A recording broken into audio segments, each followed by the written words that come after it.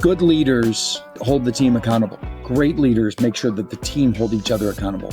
Great leaders make sure that the team cares about each other's energy, that the team has each other's back, that the team celebrates each other, not just the leader celebrating. I want to teach leaders how to help their team step up and meet them in leadership, elevate by 30% as a team to achieve disproportionate outcomes that they could have never achieved before. They're going to cross the finish line together. Over 24 years of coaching teams, I've identified that the highest performing teams are committed to the mission, but they're also committed to pushing each other to get there. And that's a powerful shift. Welcome back to another episode of Do Business, Do Life. I'm here with Keith Ferrazzi. Welcome to the show, Keith. Brad, thanks a lot. And look forward to this. Looking forward to this time and getting to know your community a little bit.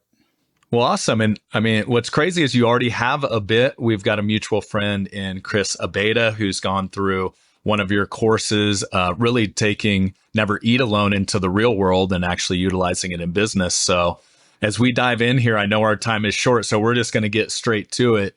Your number one New York Times bestseller, Never Eat Alone. I believe that dropped 20 years ago now, 2005. Exactly right. Yeah. That's wild. I remember first getting into this industry, and that was one of the top books on basically every list in the financial services space. And it's evolved a ton. It's now a real world course with one of our triad members, Chris, was really like, man, you got to get Keith on the show and dive into this because this is game changing stuff. So maybe we start there kind of at the beginning and evolve into your latest book, Never Lead Alone. But what are some of the learnings over the last 2 decades of Never Eat Alone and how financial advisors can take the concepts and put them into practice? So I do a lot of speaking for financial advisor communities and a lot of coaching. And I would say a number of things. Number one, what still is 100% true, this is a relationship game. Trust is generated by real relationships. And we've got to recognize that 2 arms, 2 legs, and the wisdom or insight you have about investments is going to make you a commodity. What's going to cut through is the trust that you build, the loyalty do you build, the perception that the other person has that you truly care about their success in all aspects, not just their financial success, but you care about their kids' success. You care about their personal well-being and happiness.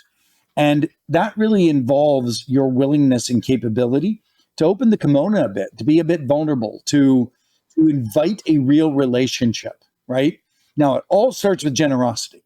It all starts with you being a person that someone looks at and says, if I'm in a relationship with this person, my life will be elevated. And I loved your podcast name because it's not just business, it is life. And when it comes to my money, I'm actually going to be having a conversation with a potential financial advisor later this afternoon because I just got married last weekend. And congratulations!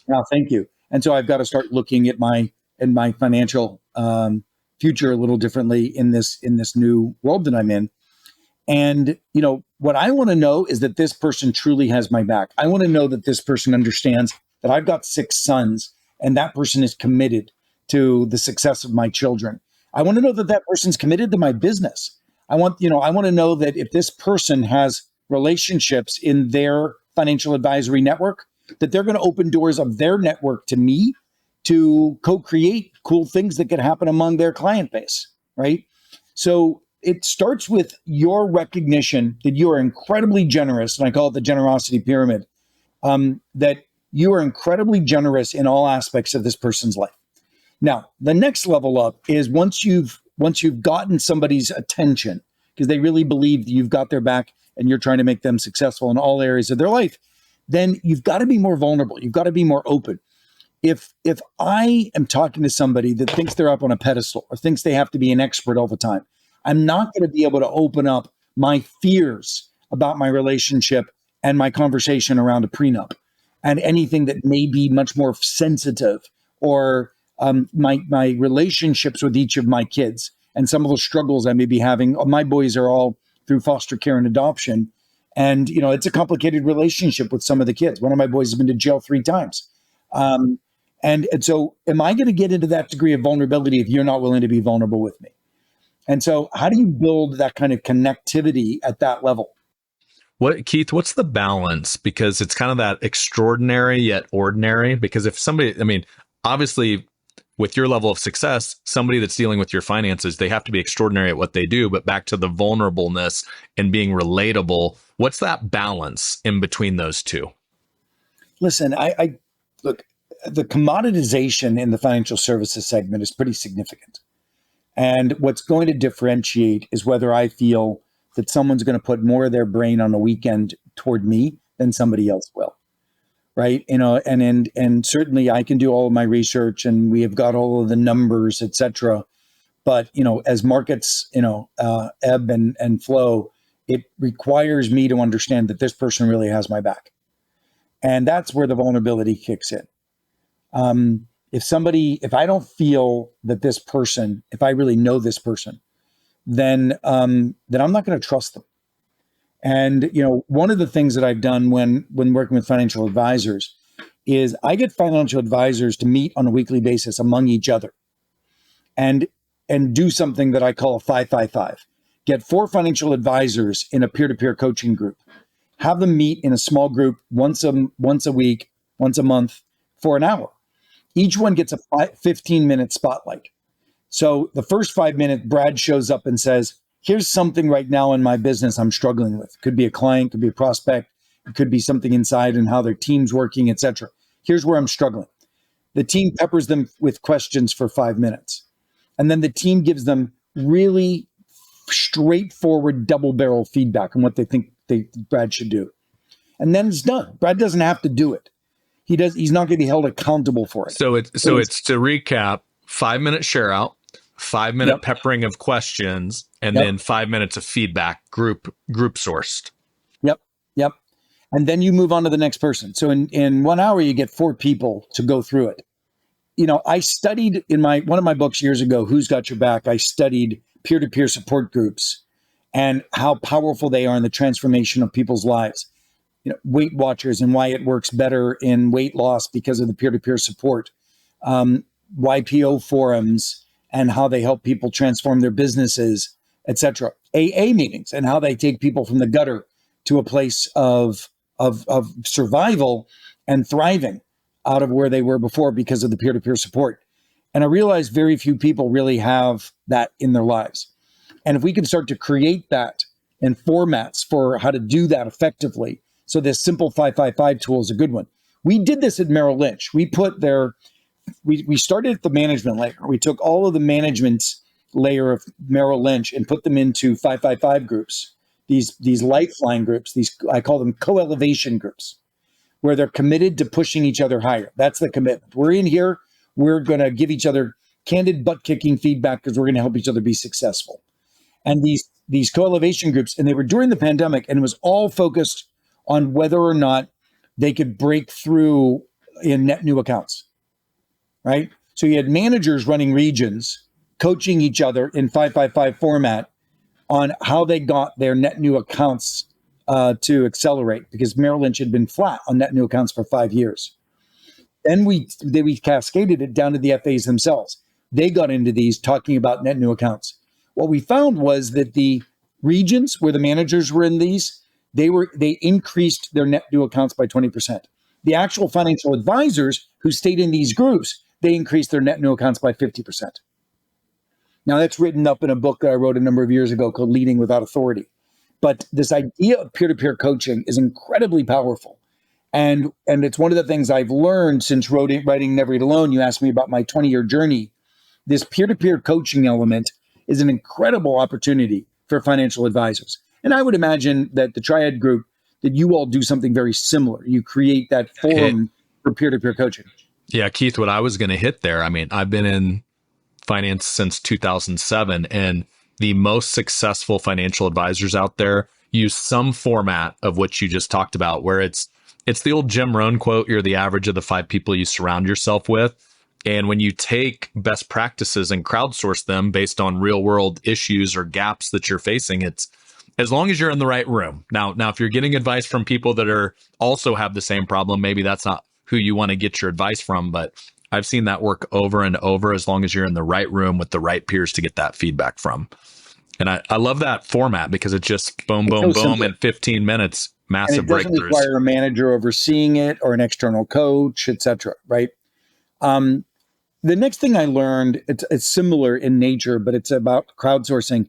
It's how do you move from just being a networker to building community? So, for instance, today, where I spend most of my time is in helping teams be high performing.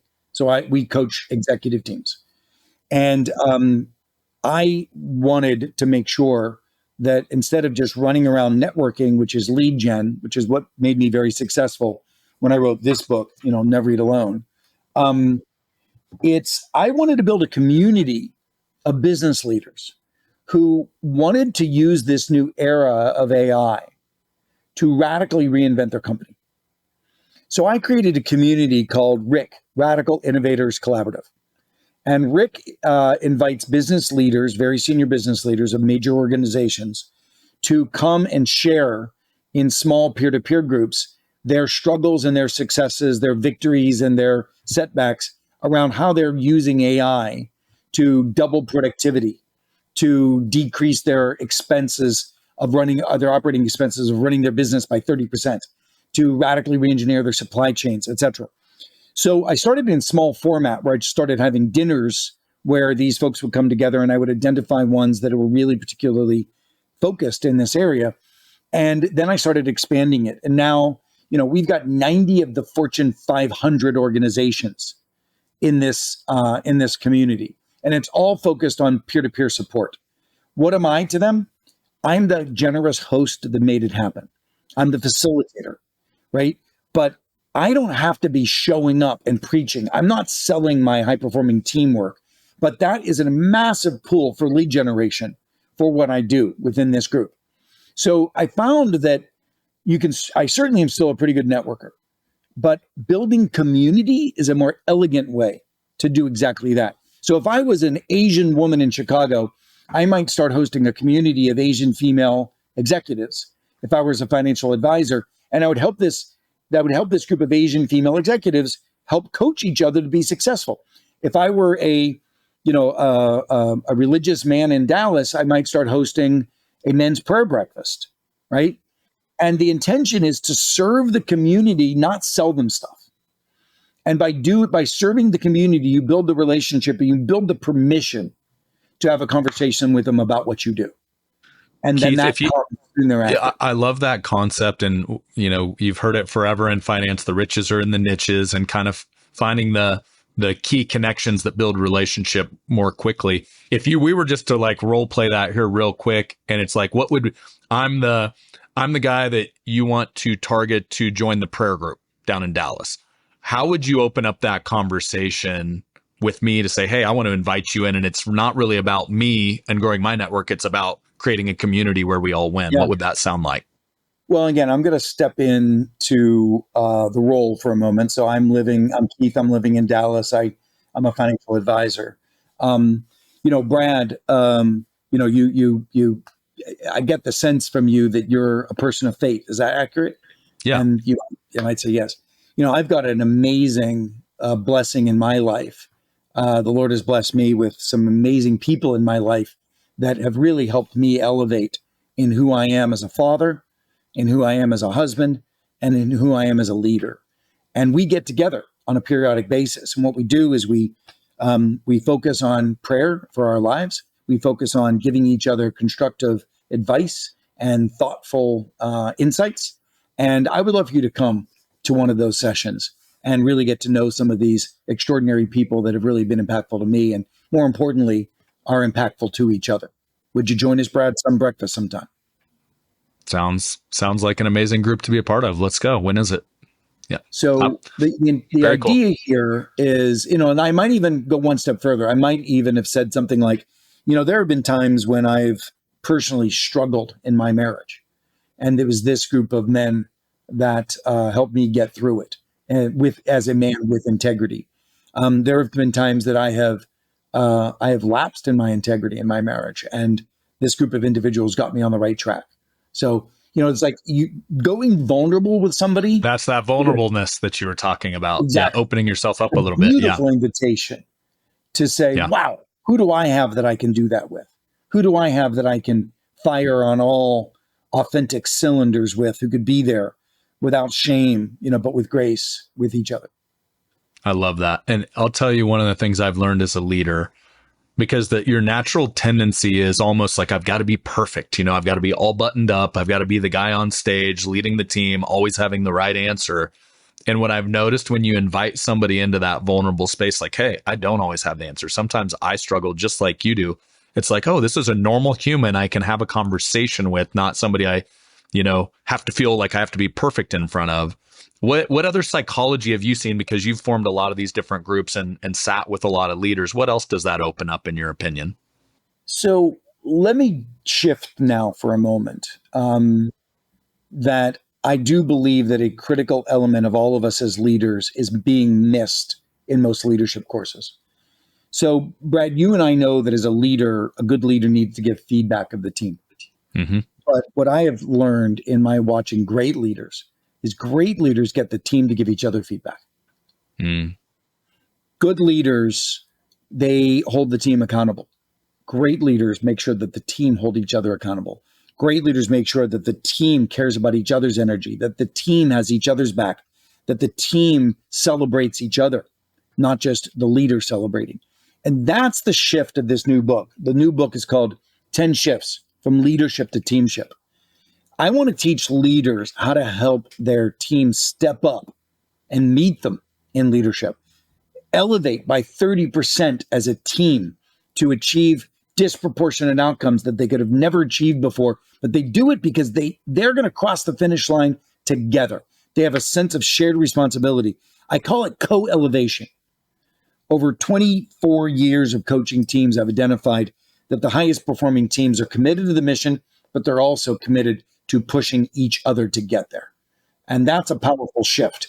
And it is very different than traditional leadership that is hub and spoke. And I know that a lot of financial advisors, like a lot of entrepreneurs, put way too much weight and carry way too much water themselves when they should be dispersing that and expecting the team to step up and meet them.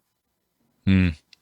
Well, and I would think a piece of that leadership lesson is when you're growing leaders on your team and they're figuring it out, just like all of us have had to figure it out and grow as leaders. And by the way, that work's never done. You've never arrived there. But I'm assuming a part of that is, hey, also when I stepped into leadership, I sometimes felt like this imposter syndrome or like I didn't always have it figured out, which goes back to that vulnerableness we were talking about. I'm assuming that's a big piece of your leadership. It is, but also the practices. So, Yeah. They're not just the mindsets. It's not just the behavioral stuff. It's a lot of it is the practices. So, for instance, I coach teams in chapter 4 of this book that if you want a team that have each other's back, you need to do a monthly energy check. Everybody goes around and shares on a scale of 0 to 5, where's my energy right now? And what's bringing it down? It's important to prescribe the vulnerability. Everybody go around and share what's bringing their energy down. And somebody will talk about a mother in assisted living who has dementia. Another person will talk about a kid that they're struggling with. Somebody else will talk about some client that they're struggling with. But the point is that we put it on the table and we say as a team, we have each other's back. So not just me, but the team will be able to check in. How's your mom? The team will be able to check in and say, how's your daughter doing? And so that conversation where the team starts to take responsibility for each other's energy, a very powerful shift that activates the vulnerability. Yeah. Right. So, vulnerable is just a phrase, but do an energy check. That's the way we designed the book. The book is designed 10 shifts that a leader needs to make. And every shift has a hero story of somebody who did it well. And then some simple practices that the leader can do, like an energy check. Or another one is a thing called a candor break. Often when we're in heated discussion about an important issue, people are not fully present with their full courage and candor in the room. There's a lot of conflict avoidance. And as a result, you don't get to hear people's points of view. And that's a real loss for a leader. A candor break is when you stop in the middle of it and say, let's pause for a second, turn to the person next to you, go into breakout rooms of 2, whatever. And I want you to decide in literally 2 minutes, what's the damn thing that needs to be said in the room that's not being said? Interesting. And you come back and have a different conversation. Now, if I were just to ask a room of 12 people, what's not being said that should be said, you're going to hear crickets. Yeah. But by going in a breakout session or turning the person next to you and assigning them to come up with the answer, you change culture. Practices change culture. The book has 37 little practices that I have statistically validate will make a difference in a team. And I just want leaders to be gobbling them up like popcorn. Similar to the Never Eat Alone. When people read Never Eat Alone, it was full of simple practices for networking, simple tips and tools, et cetera, for networking. We did the same thing with leadership. Yeah. Well, as I think about a framework in my head, Keith, it's interesting because Do Business, Do Life, one of the litmus tests with how we build our community is, would I invite them over to the family dinner table and surround my family with them, whether or not we were doing business or not? That's a great litmus test of, do I want this individual in my life and my family surrounded by them? But as I think about Never Eat Alone and then Never Lead Alone, what comes to my mind is Never Eat Alone is almost like started out as this external networking, where Never Lead Alone is pointing the same principles internal at your team.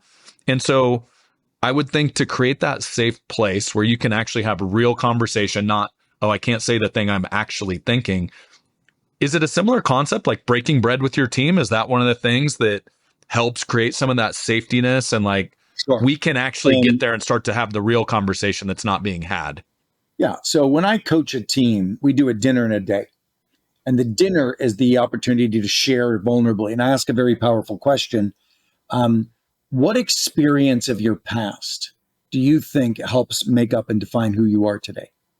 Now, I'm a pretty hard charging, tough leader. Mm-hmm. I have very high standards for myself and my team.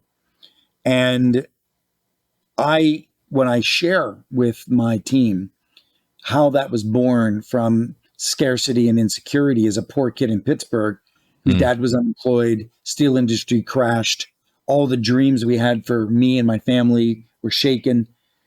I had to hustle my ass to achieve early on. That still, it breeds in me a certain style of leadership. Now, I'm constantly trying to evolve from that and to adopt new and different forms of celebratory leadership, appreciative leadership, etc., servant leadership. But I still sometimes fall back into old bad behaviors that were born from fear, scarcity, and insecurity. And but it helps when the team understands the backstory, right? And knowing that I want to be a different and better leader at times, we also have those conversations very openly. There's another chapter talked about giving each other coaching and peer-to-peer. So that 3-3-3 exercise I talked to you about, we do something called an open 360 in teams. An open 360, where the team goes around and says to me, Keith, in the last quarter, what I most appreciated about your leadership is X.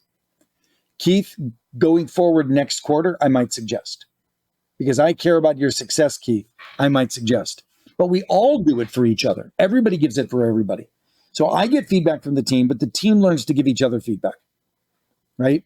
So this is the kind of every chapter, that's chapter 10 and the chapter about growth and how teams coach each other, right? Versus the chapter in candor and how do you improve candor and transparency and how do you create a challenge culture among your team.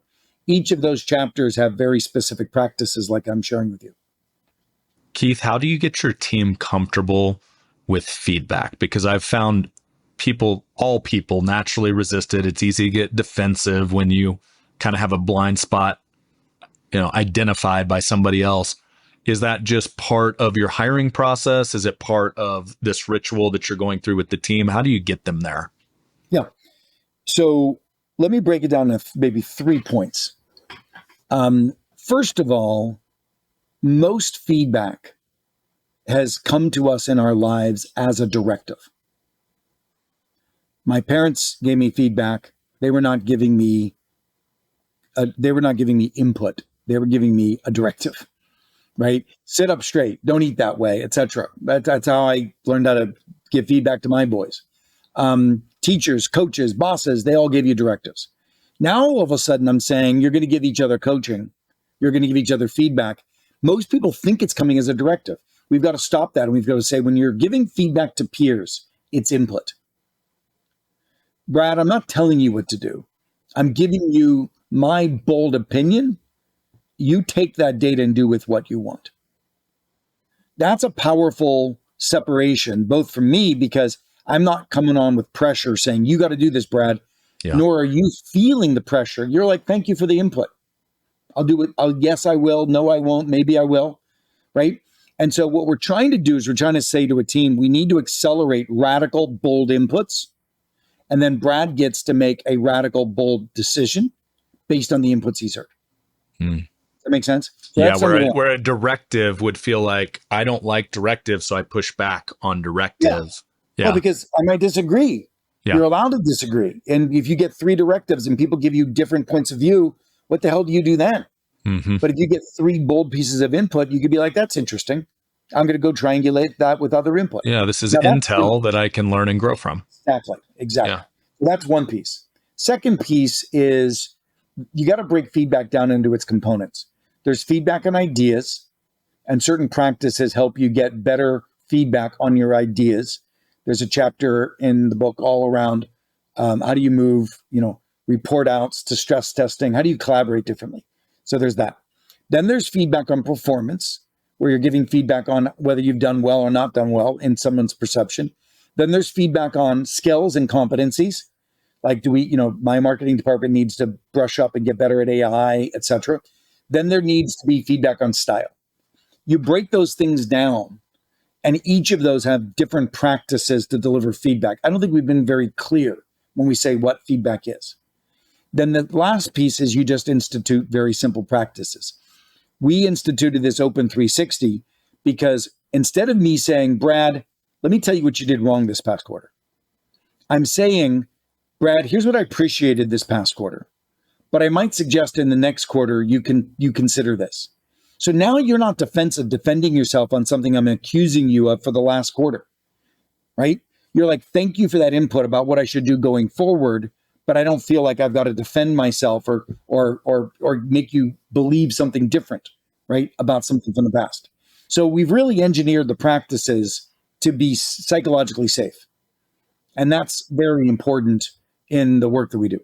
Well, and I also like how you've paired it with some praise too. I mean, I find a lot in business. We have a saying at Triad, if you think it, say it. Obviously, when we're talking about praise and another team member doing it well, because that's like the greatest gift you could give someone, and you're just holding it back, and all it takes is about 3 minutes of intention. So I like that you've worked that into that of like, hey, here's something I noticed you do really well, and here's something to maybe focus on going forward that can make you even better. Like, who doesn't want that in their leadership? Exactly. So we believe that practices change culture. Practices change life. It's process and practice. And the whole book has 37 high return practices that we've researched and validated make a difference in people's success in life. Well, let's you tease this a little bit, and now I'm intrigued. And I know we've just got a few minutes left here. AI, obviously, it's all over the place. It's massively impacting every business on the planet right now. One of the books I just got done reading, it said one of the biggest things holding organizations back is you haven't actually let your team know it's okay to use AI. They feel like the kid in class that's cheating on the test. And obviously, I think the leaders that are looking forward understand this is massively going to impact everything we do. So how have you infused the thought process around AI into leadership and all of the different things you've learned over the last 20-year journey in that? So I've been studying AI for longer than the public has generally been aware of it. I've been on the board of advisors of a buddy of mine named Peter Diamandis, a great futurist in technology. Yeah. And I've been working with Peter for years. And he used to say, if your business isn't an AI business, you'll be out of business. And he said that 6-7 years ago. And so I've been aware of and focused on this for quite some time. And what I can tell you is that it is going to fundamentally transform our lives. And the reality is it may make many financial advisors out of work. The amount of effective advice that you're going to get from an AI is going to be so significant that it's going to put the average financial advisor out of work. So just recognize that to be true. Now, the question is, would you fight it? That you can't fight it. It's like fighting a tsunami. This is coming, period. Now, or do you become the best at it? And what I would do if I were anybody in any role, financial advisor, whatever it is, I would be the person that asks the provocative question that's not being asked yet, that's in that dark area. Like how will AI give better advice on portfolio management than I'm currently giving today? That's a powerful question. I would go on a journey, a curious journey to answer that question. I would be smarter than anybody else in answering that question. I would bring together the smartest minds. I would read the most important books and articles, and I'd start writing on the subject. I would reveal it before anybody else thinks about it. As a result of being curious and proactive, you will always be one step ahead of those losing their jobs, waiting for the tsunami to take over. So I want you to become a kite surfer of the tsunami. I want you to see that this is coming, but I want you to get ahead of it. I want you to get above it. I want you to be a leader in it.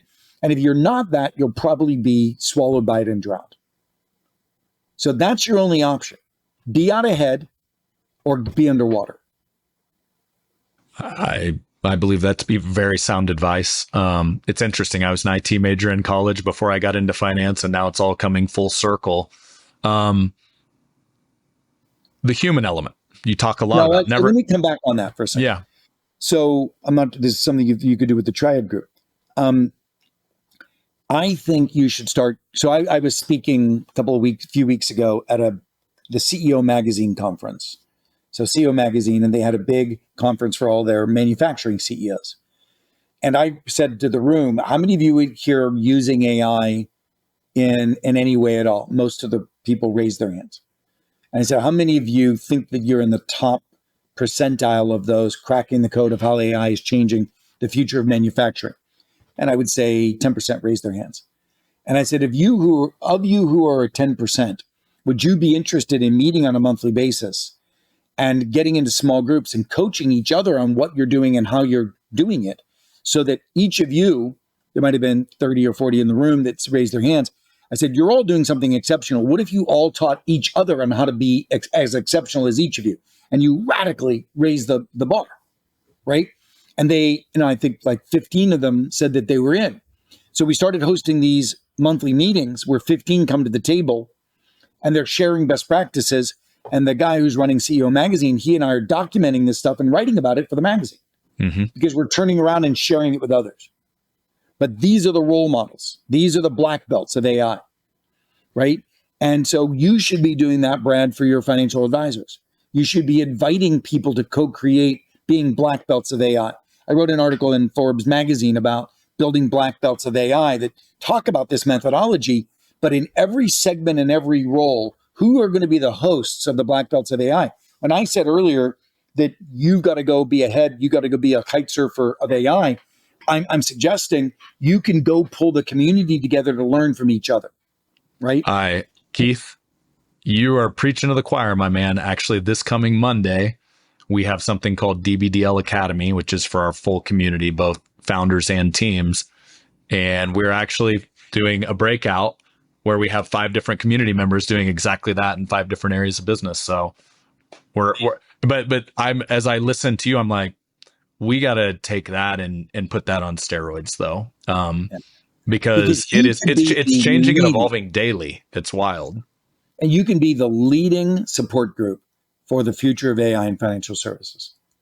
And that's what, by the way, when I understand you had my business partner Ronan on here, and we created this Beyond Connections community of individuals who really want to take everything that I've written about for 24 years and put it into action. And over an 8-week period, we are helping to elevate people's relationships, people's leadership, people's peer-to-peer communities, helping them understand how to be out ahead of these trends, right? Not being swallowed up from them. And it really is the same thing that I'm teaching folks to do. We're doing ourselves. We're building that community. It's been very inspiring, right? Very inspiring to see a group raise their hands and say, like, I'm in and I want to be out ahead of others. And that's the kind of, like you mentioned, it's the kind of people that you want to be hanging out with. And, Well, and that, yeah, I was just going to say, anybody interested in that, the group is, you go to connectedsuccess.com and get involved with us. We'd love to have you. I love that, Keith. And what's wild, I look back at your early work. Never Eat Alone is all about human connection and relationships. And now we're talking about AI. I was just talking with our CTO, Quinn, the other day, and he was talking about, when he first got into finance, he was having to build data stacks of like, here's all these databases and categorizing information. Here are my wine lovers. Here are my, my people that would join a prayer group in the mornings. The truth is AI can take all that data and you could have a list of your wine lovers in 3 seconds. And so now you take that human connection element with AI powering it, and it actually exponentially creates all these other opportunities that we never even dreamed of. So how is that for you, seeing your work about relationships come full circle, run it through this technology lens, and just open up all of these other opportunities that you probably never even dreamed of? Well, look, I have dreamed of them because I've always had at least 3 or 4 or 5 administrative assistants working on my business. And they are people who are curating all of that, those networks and the data and the names, et cetera. Now those individuals have tools to use that just allow us to do 10x what we used to do, 100x what we used to do. And so I've always believed in agents. I've hired humans to be agents. Now I can hire humans and technology to be agents. So living an agentic life is, I think I've always done that because I've also wanted to spend sufficient time with my loved ones, my kids. I wanted to enjoy the philanthropy that I do. I like interesting people. I like writing and sharing my insights. So if I had to do all of the work myself, I wouldn't have time to live a very blended life like that, a big life. And so I've always leveraged agents. They happen to be human in the past. And now my partners are going to be a combination of human and AI.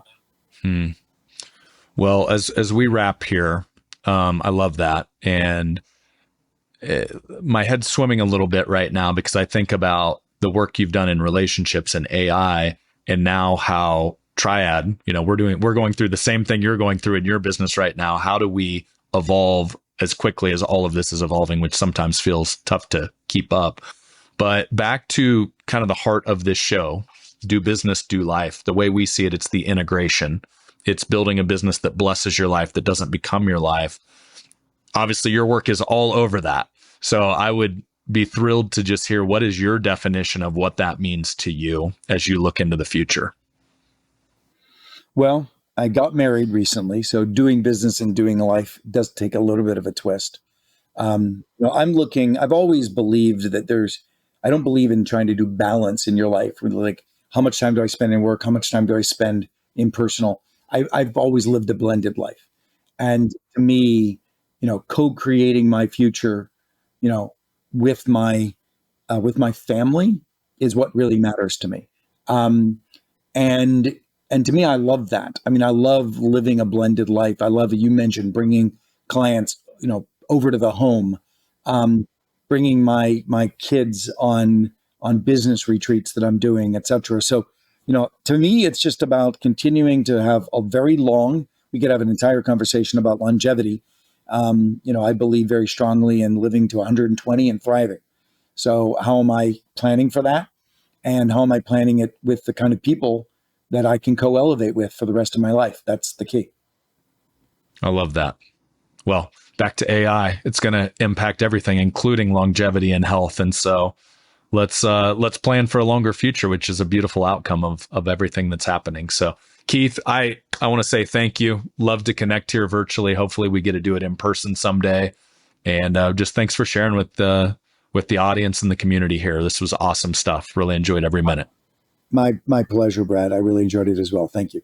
All right. Until next time. We'll see you.